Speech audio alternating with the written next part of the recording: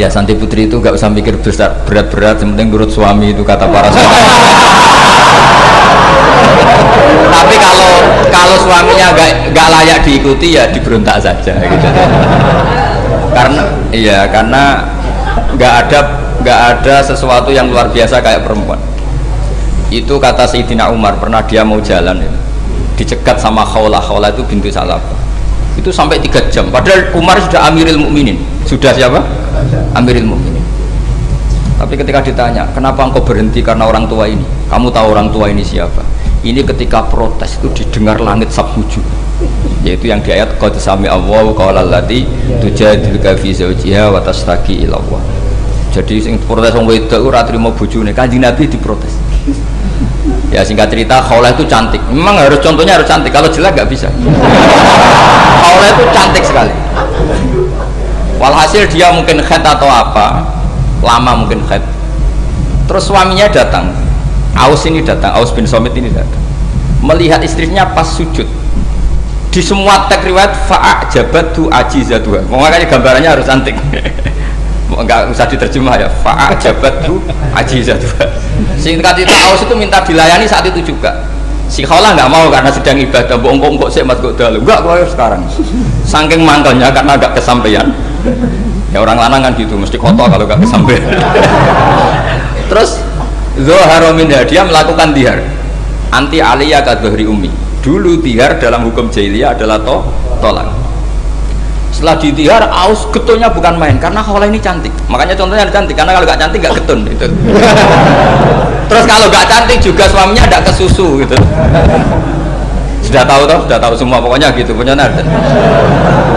Singkat cerita akhirnya suaminya datang ke Rasulullah. Ya Rasulullah, saya ini sangat mencintai istri saya, tapi tadi saya keterucut dihar dia. Lalu solusinya gimana? Ini karena tambahnya khas perempuan, kata Mbak Idris, ya sudah tak turut, ini khas perempuan. Kemenangan partai apa?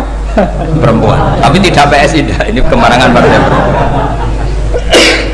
Kata Rasulullah, sementara hukumnya begitu. Kalau dihar itu bimanzilatit tolak. Ya sudah, kamu nggak bisa kumpul lagi sama dia. Istrinya dikasih tahu, protes. Apa? Hukum apa-apaan itu? Diparani Rasulullah. Ini hukum tidak benar ya Rasulullah. Ya tapi setahu saya hingga detik ini saya sebagai Nabi hukumnya baru begitu. Nggak benar. Dibuantah terus sama Nabi diancam gini, kalau engkau tidak bisa memutuskan tak laporkan Allah.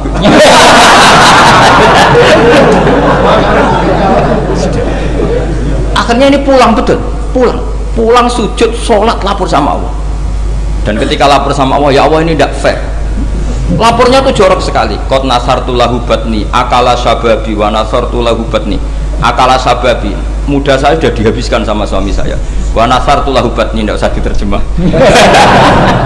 Tapi ketika saya sudah tidak muda, sekarang saya mau diceraikan lewat apa? Dihar. Terus wa innali auladan, saya ini punya anak banyak. Indomam tuhum ilayya jauh. Kalau saya rawat pasti mereka kelaparan. Karena saya miskin, saya seorang perempuan. Tapi wa in domam tuhum ilaihi do. Nak tak elokno buah apa mesti ditinggal wayang. Wah kira-kira gitu. Gerutu sendiri. Akhirnya Allah jawab bahwa dihar itu tidak tolak. Lah akhirnya Nabi panggil perempuan tadi. Padahal Nabi gak dengar, itu di kamarnya sendiri perempuan tadi. Terus qad sami Allahu qaulal lati tujadiluka fi zawjiha wa tashtaki. Itu semua teks ya tujadil. Allah mendengar perempuan, lati itu perempuan, tujadil kasih madoni kowe Muhammad. Nek dadi kiai dipadoni wedok enteng, Nabi saja dilabrak. Wes musuh perempuan tuh repot. Nabi dilabrak. Sampai jadi surat Mujadilah. Makanya saya kalau baca Mujadilah dan baca Mujadalah, ini kaitannya dengan tasrif. Jadalah yujadilu mujadalatan. Karena sekali nggak bisa tasrif nggak sah jadi mufassir. Ya jadi kalau kafaro ya kafiru ya takfiron. Iya kira-kira kan gitu. Fa'ala yufa'ilu ya taf'ilan. Jadalah yujadilu mujadalatan. Jadi kalau mujadalatan itu masdar, karena ini subjek pelaku mujadilah, jadi boleh mujadalah bisigotil masdar, boleh mujadilah dengan sigot isim fa'il. Karena wanita pembantah Nabi itu didengar oleh Allah. Makanya ayasma'uha rabbul izzah min fawqi sab'i samawat walam yasma'aha Umar. Allah saja mendengar dari langit 7, masa Umar gak mau mendengar? Jadi makanya kalau kumar macam-macam, orang nyewa khaulah, kamu yang ngomong. Lagi-lagi dengan assalamualaikum warahmatullahi wabarakatuh.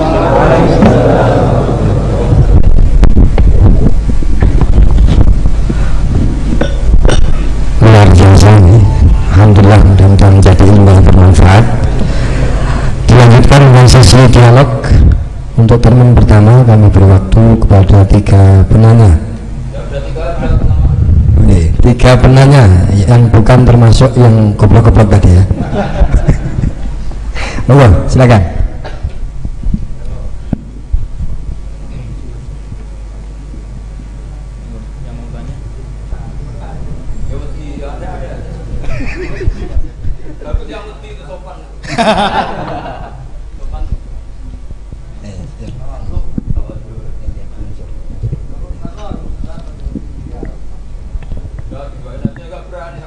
Monggo maju yang hendak bertanya, monggo. Silakan. Ada?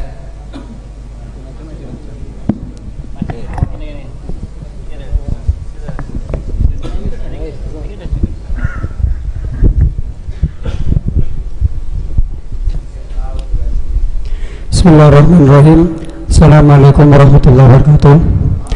Nama saya Ahmad Mufaddal Rasid MA, Madura asli. Sebenarnya pertanyaan saya, dalam sektor sosial dan politik, kenapa kita menyaksikan para praktisi dakwah memiliki berbagai pandangan yang saling bertentangan dan berjauhan? Atas jawabannya terima kasih. Okay. Yang kedua monggo.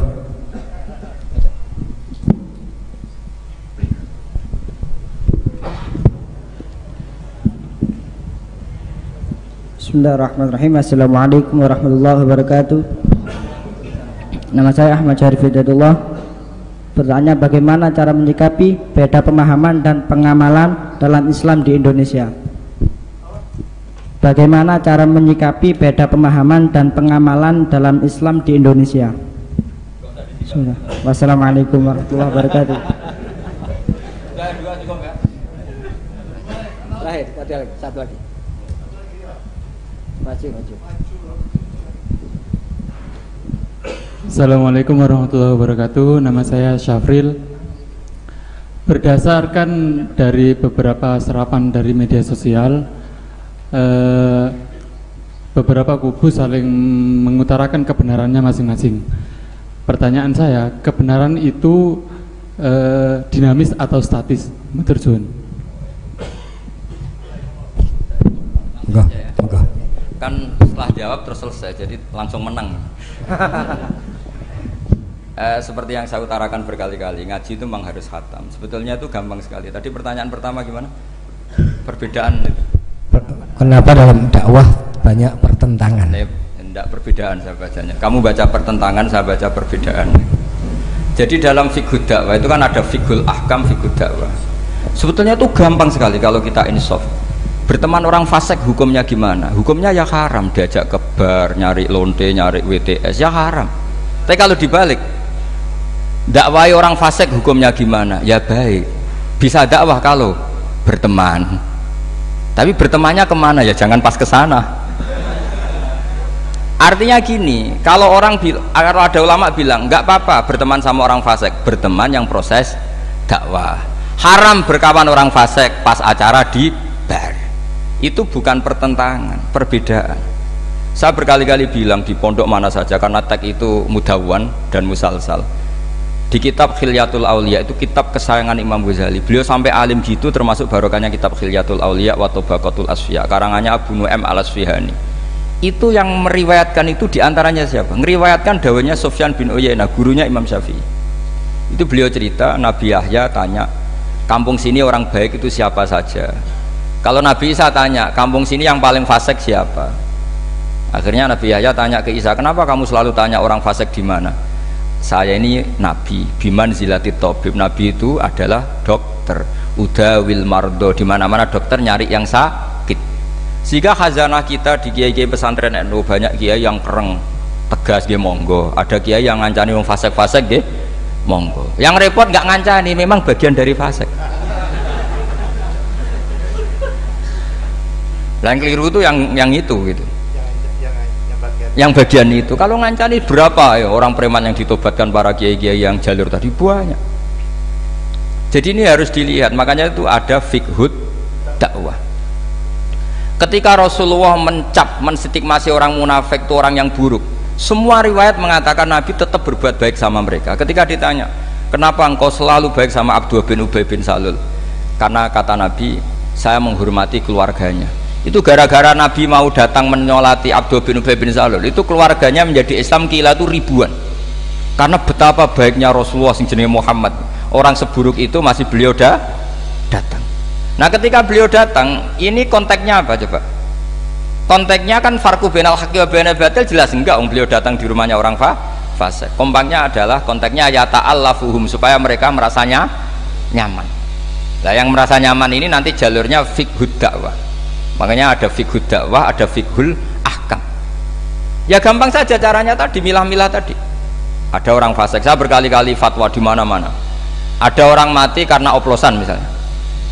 Kiai-kiai itu sebaiknya harus separuh datang, separuh enggak. Kalau semuanya datang nanti dikira matinya kayak matinya wali, karena semua kiai datang. Tapi kalau kiai ini tidak datang, kadang seorang yang mati oplosan itu ibunya mukminah, solihah, kadang ikut jamaah majelis taklim, bapaknya juga soleh, keluarga besarnya soleh. Kalau tidak datang, lalu kita tidak menghormati keluarganya, akhirnya kiai-kiai dicap elek. Terus yang ngurus jenazah orang fasik juga, akhirnya didusi beara, terus diadep nongetan. Nah, ketika mereka punya cara sendiri, didusi pakai arak, diadep nongetan, yang disalahkan Allah juga kita, gara-gara kita tidak datang, nggak terlaksana syariat Islam. Nah yang datang ini bukan bela-belain orang fasik, bela-bela ini terselanggarnya syariat Islam, yaitu mayat diperlakukan secara Islam, meskipun akhirnya datang di matinya orang pakai oplosan. Makanya ada fiqhul dakwah, ada fiqhul ahkam. Dan pertanyaannya sama, kalau semua temanya sama.